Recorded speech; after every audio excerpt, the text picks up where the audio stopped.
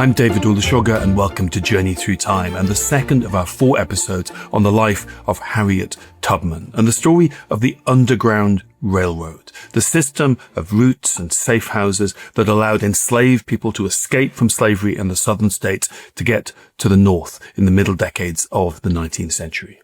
That's right. I'm Sarah Churchwell, and we left Harriet Tubman last time, still known by her slave name of Minty Tubman, having escaped her Maryland enslavers and put herself on the road to freedom in 1849. And we left her in the middle of her escape. She was headed on foot for Philadelphia, a place she has never seen, 90 miles away. She's illiterate, she's penniless, surviving solely on her wits and the aid of a handful of anti-slavery activists. And the path she's following, as you said, David, is the legendary Underground Railroad. This is a system that had existed for many decades, but it's kind of becoming more established in this period, in the 1830s and 1840s. And it's around this then that it sort of takes on this name, the Underground Railroad, because, of course, the railroads themselves were new. The first railways were in the 1820s. Yeah. And that's partly because that system, as you say, was decades old by this point. Most historians say it started around the 1780s when this kind of system of safe houses started to develop, but it got more and more organized as well. And as it got more organized, people started to want a name for it. And then, so it acquires this name by the late 1830s, early 1840s. It's right in that period that you start to see the earliest press accounts that use that phrase and make clear that people are talking about it. So before that point, you don't have any organized route. If you're escaping, you just run and hope for the best. And as we were saying last time, you follow the North Star and just try to get north to freedom. Maybe you know the name of one or two trusted families that you can try to make your way to. But by the early 1840s, this kind of scattered goodwill and help has coalesced into a network of people who are willing to break the law to help someone reach freedom. So it's kind of coherent enough now that word starts to spread and it gains this name. Now, we were saying last time how dangerous it is for the people escaping, but of course it's also really dangerous for the people who are running the safe houses. Harboring a fugitive slave in this period is a federal crime. And one congregational minister, a well-known one who's actually associated with the phrase Underground Railroad in the press, he was caught in 1843 smuggling a slave family out of Virginia, and he was sentenced to 6 years hard labor and died during that sentence. So it was very serious if you were caught aiding the escaped. One of the most famous of the figures, one of the kind of fixtures on the Underground Railroad, was a man named Thomas Garrett in Wilmington, Delaware. And he was a Quaker iron merchant, and he became one of the best-known station masters, as they were known, on the Underground Railroad. So a station master is a man who has a safe house. So he runs a station on the Underground Railroad. One of the difficulties we have is that the idea of the railways of the 1840s to us is so antiquated and so old-fashioned. And these ideas about stations and station masters and conductors, this is kind of white heat technology. This is a new form of transport, just a few years old. So this is all kind of like brand new and sexy, in the 1840s. So you can see why they grabbed these metaphors and they grabbed these titles, because the railways were the kind of, high tech. I mean, they were what AI is today in the 1840s, 1850s. Yeah, it feels like a sort of strangely safe metaphor, but it wasn't a safe metaphor. It wasn't old-fashioned and stayed at the time. And that kind of marries up with how dangerous it was, right? Now, Thomas Garrett is a really important figure in the history of the Underground Railroad, and Harriet Tubman would later work closely with him in her own work as a conductor. He's part of a tight circle of Quakers, so they're religiously motivated abolitionists in Delaware. And Garrett is one of the people who kept records. He kept meticulous records for a long time, listing over 2,500 people that he had helped.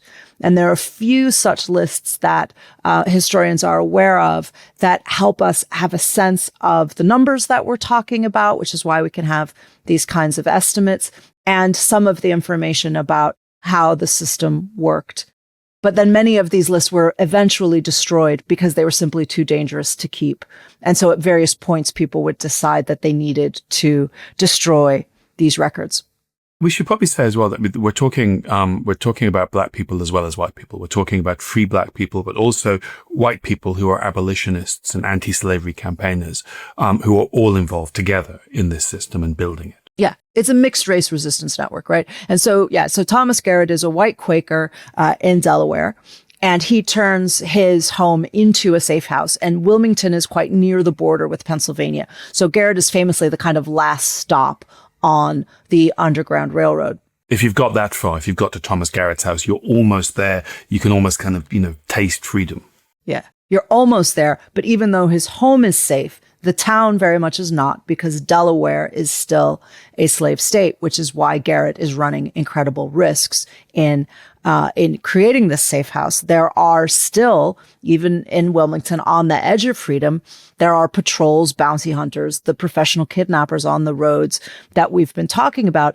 And of course, they're going to gather in places like Wilmington on the border, expecting that that's where people will be coming through trying to escape. And these are men who make their living dragging fugitives back south for the reward. So Garrett helps Harriet on her first journey. And by the time she reaches him, she's just got 30 miles to go. And people have probably averaged around 10 miles, a night. So she's got maybe 3 more days. And that's basically what we know about her escape.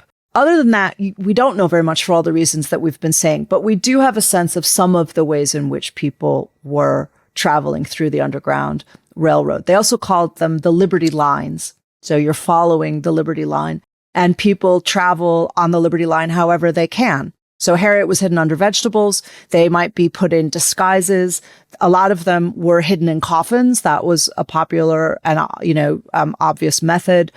Packed in shipping crates, sent north as cargo.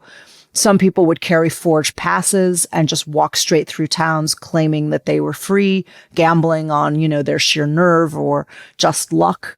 And increasingly then this metaphor of the Underground Railroad, as we've been saying, is taking hold to organize everything. These networks are defined through the metaphor.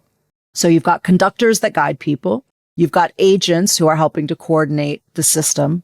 You've got station masters, as we've said, who provide safe houses, and the safe houses are called depots.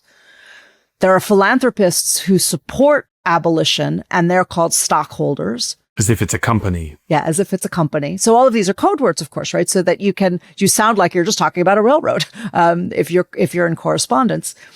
And that's another reason for using it, right? Is that it's like using an AI metaphor now. Everybody's talking about it, so it won't look like an unusual language to be using. And then the escaped themselves are known as passengers on the Underground Railroad or cargo. And they are being moved north.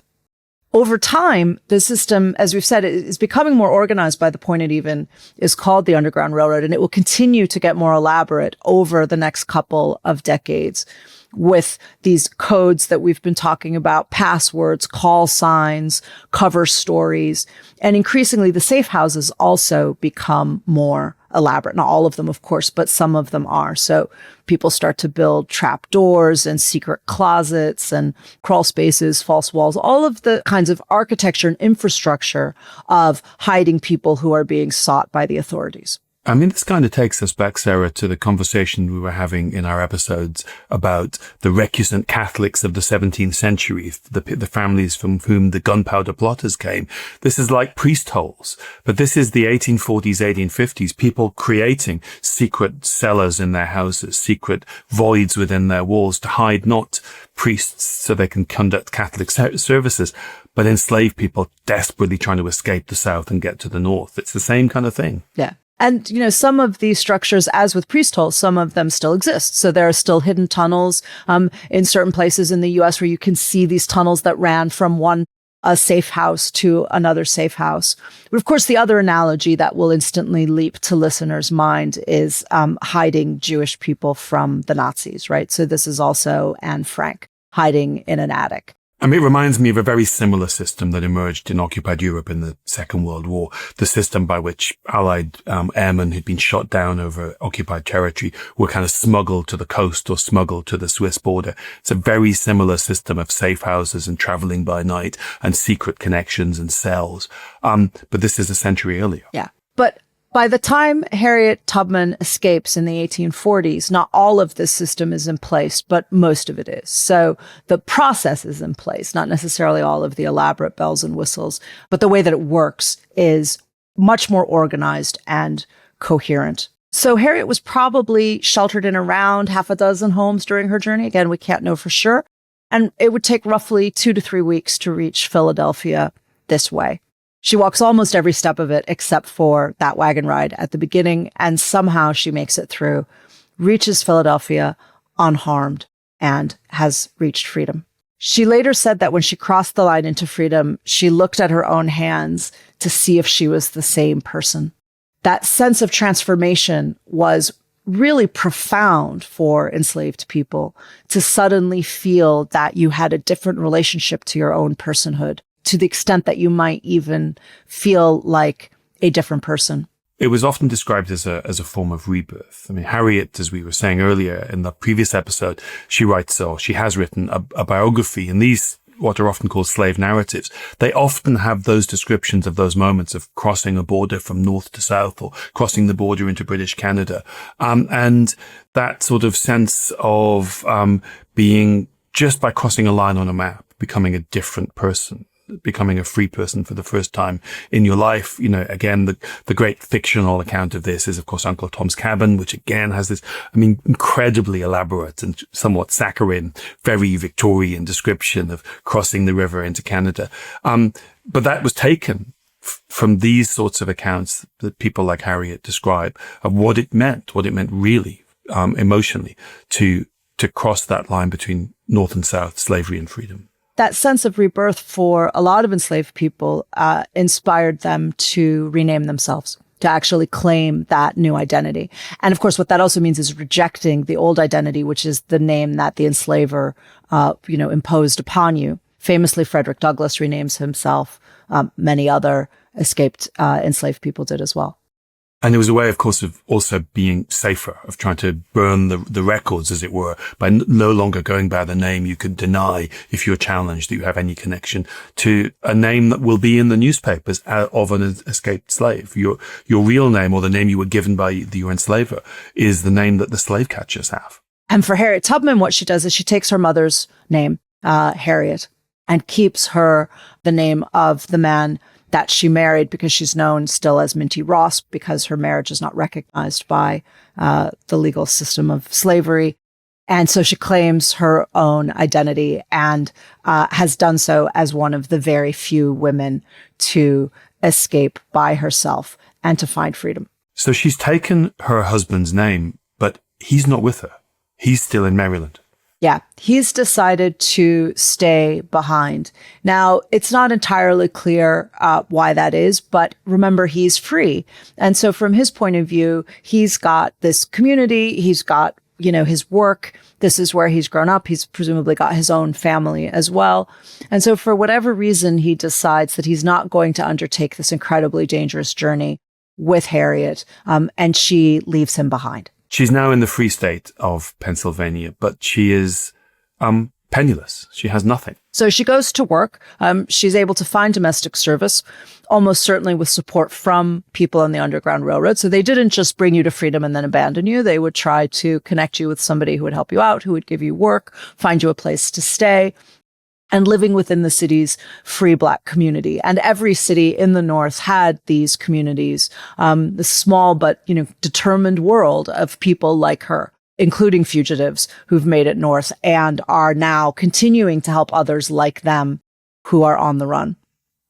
We mentioned Frederick Douglass a moment ago, the most famous fugitive slave in American history, the Black abolitionist, who became a writer and an orator.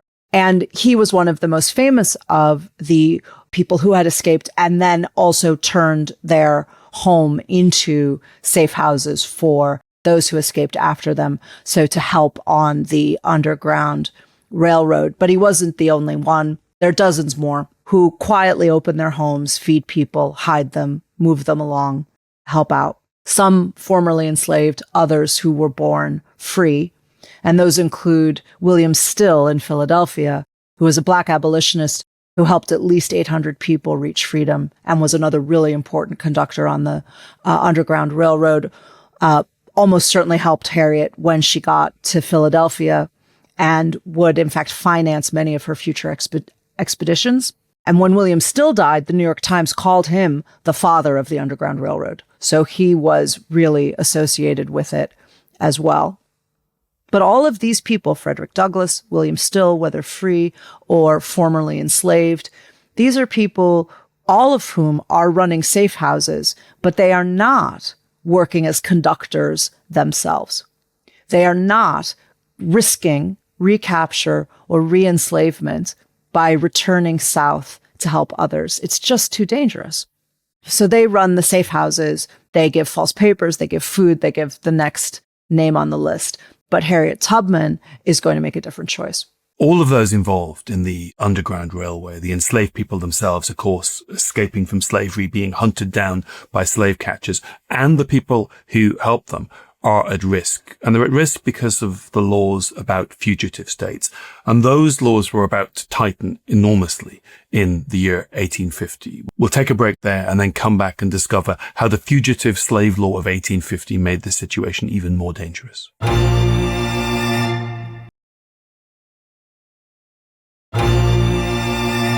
Welcome back. We're in September 1850. It's a year since Harriet Tubman escaped from slavery in Maryland. She's now in Philadelphia, but in Washington, D.C., Congress is about to pass a law that will make the situation, even for enslaved people in the North, perilously dangerous.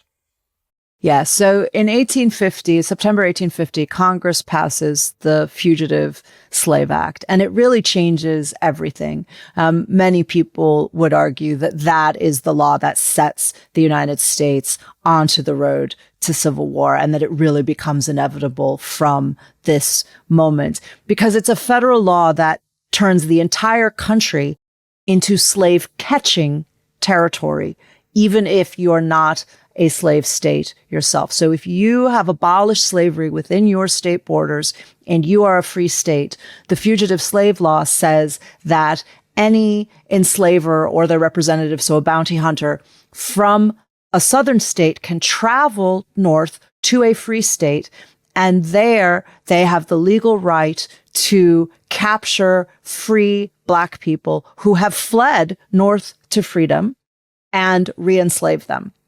Now, that's what the law says. In practice, we were saying last time how the fugitive slave notices are one of the few times where you actually get a description of enslaved people. We've got to remember, this is before photography or digital passes. Nobody has a driver's license. People are going on general vague descriptions of saying things like, he's a Black man who's 5'7" and 28 years old. He's escaped.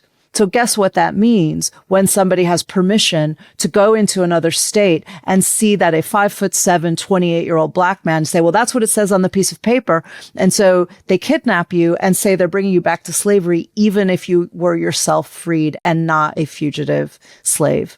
So it says basically the effect of the law is that any Black person anywhere in the United States can be seized on the claim that they're an escaped slave.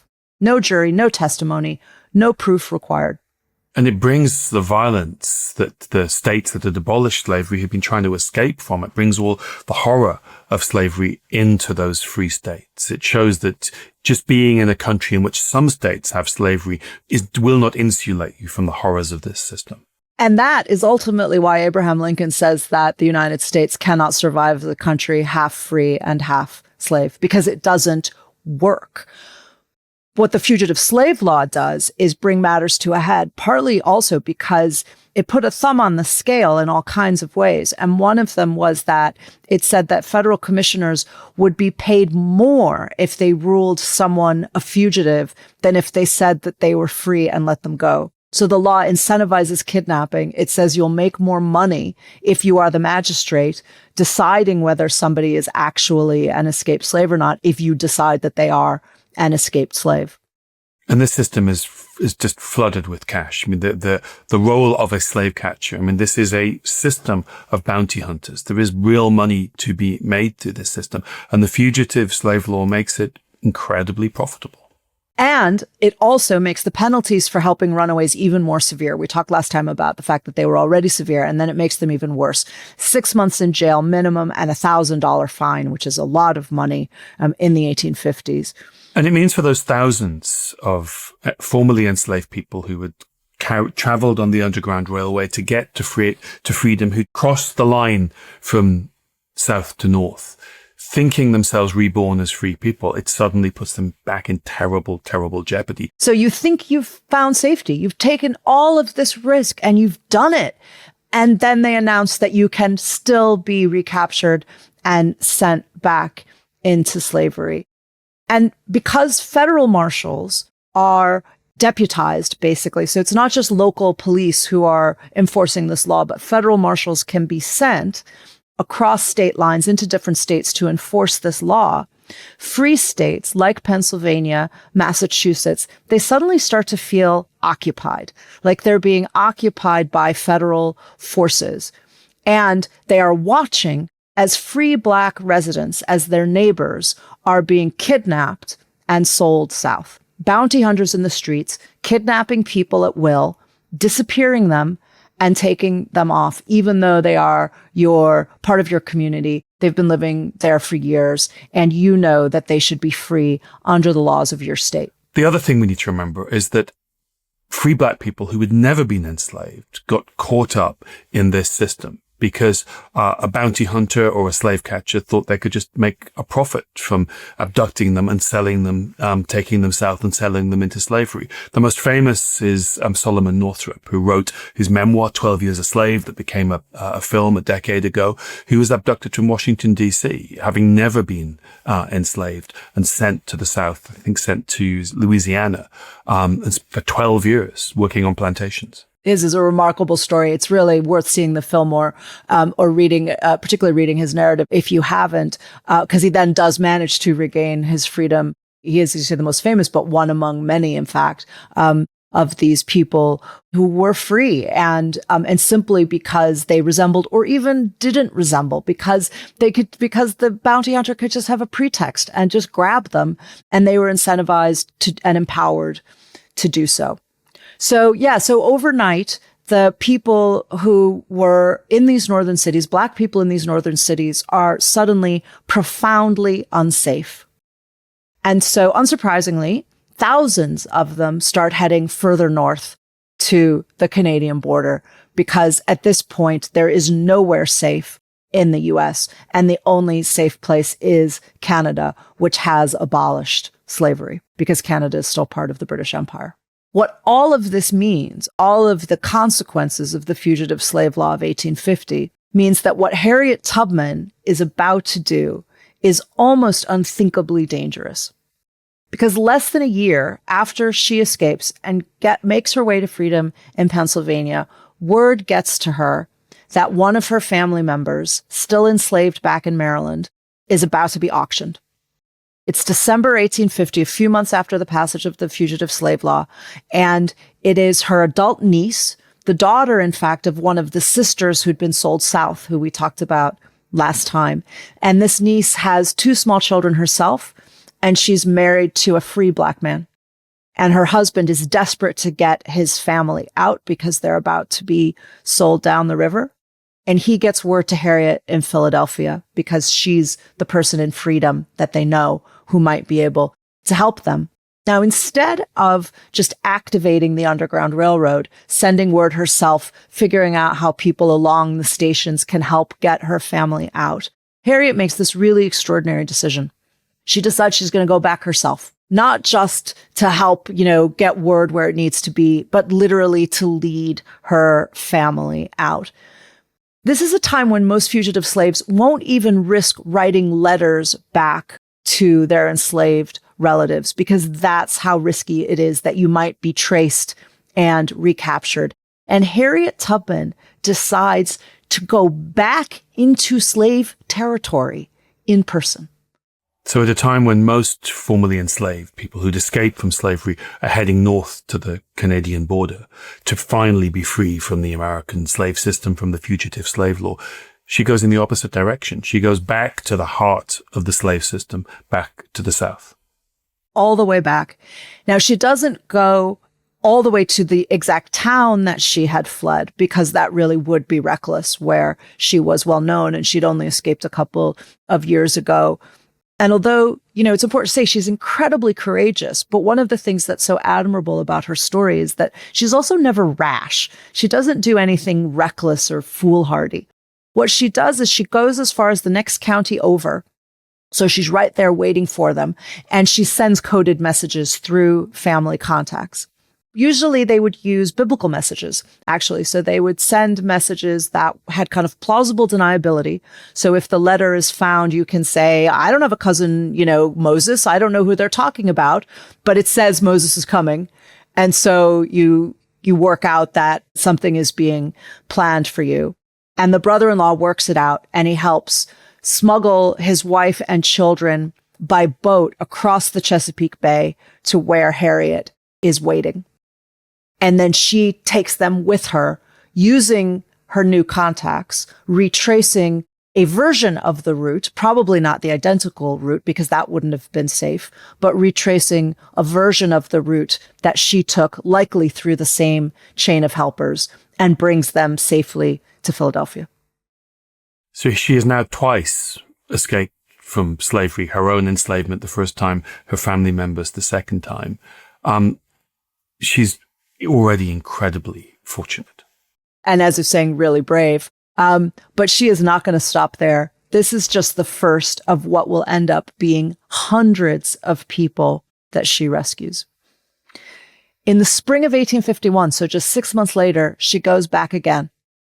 And this time it's to help one of her brothers and some other men escape north. So she's taking groups when she goes, which of course also makes it more dangerous. You're traveling with large groups of people. There are so many more ways in which this can go wrong. But of course it's more efficient. You're going to get more people out. So she brings a group out in spring of 1851. This time, instead of going to Philadelphia, they go through upstate New York, past Niagara Falls, which, as listeners will know, is right on the border between New York and Canada, and across the border into Canada. A much, much longer distance than her own journey from slavery in Maryland to Philadelphia. Yeah, so the first two trips that she took, as we've said, were about 90 miles, but this trip is about 350 miles. And all of this is because of the dangers of the fugitive slave law. They don't feel that stopping in Pennsylvania is safe anymore. So they cross the border into Canada and settle in a town called St. Catharines, which is just across the New York state line. And there's a growing community there of the formerly enslaved because it's just across the line in freedom. And there she starts to gather her family. So these brothers and the niece and their children that she's bringing out, she settles them in St. Catharines where they'll be safe. Is there any indication at this point that she thinks this is as good as it's going to get and that she should kind of quit while she's ahead? You might think so. I think certainly I would be thinking in those terms. But, not only is there no indication that she ever thinks that she should stop pushing her luck.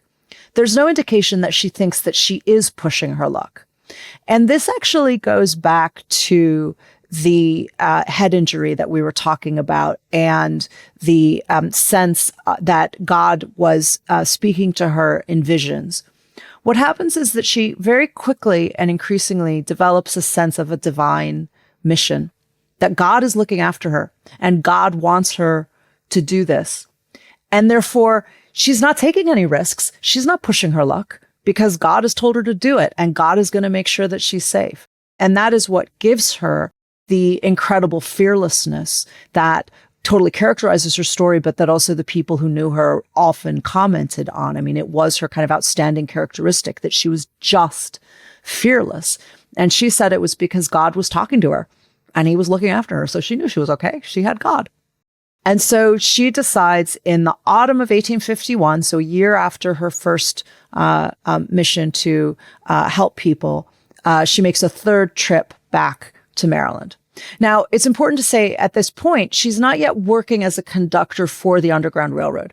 She's going back to rescue her family using the contacts on the Underground Railroad, which is a different thing, right? So she's using the Underground Railroad, but not herself yet a kind of official conductor on it. And this is the point at which that will change. Because in the autumn of 1851, she decides to go back for a third time to the same place in Maryland where she was enslaved and where her family are, because this time she wants to persuade her husband, John, to join her family in Canada. Now, as listeners will remember, when Harriet escaped, he decided not to come with her. He didn't want to run with her, even though he's free. So he doesn't even really have to run. He can just make his way north.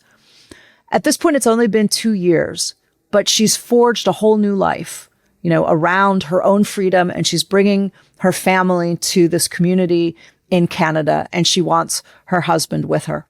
So she travels all the way back to Baltimore, again, this incredibly dangerous journey back into slave territory, only to learn when she gets there that John has remarried in the intervening 2 years, and reportedly he won't even meet with her. Does he know that she's made it? Yeah, so word gets to him, and reportedly he wouldn't even meet with her. As far as he's concerned, the marriage is over.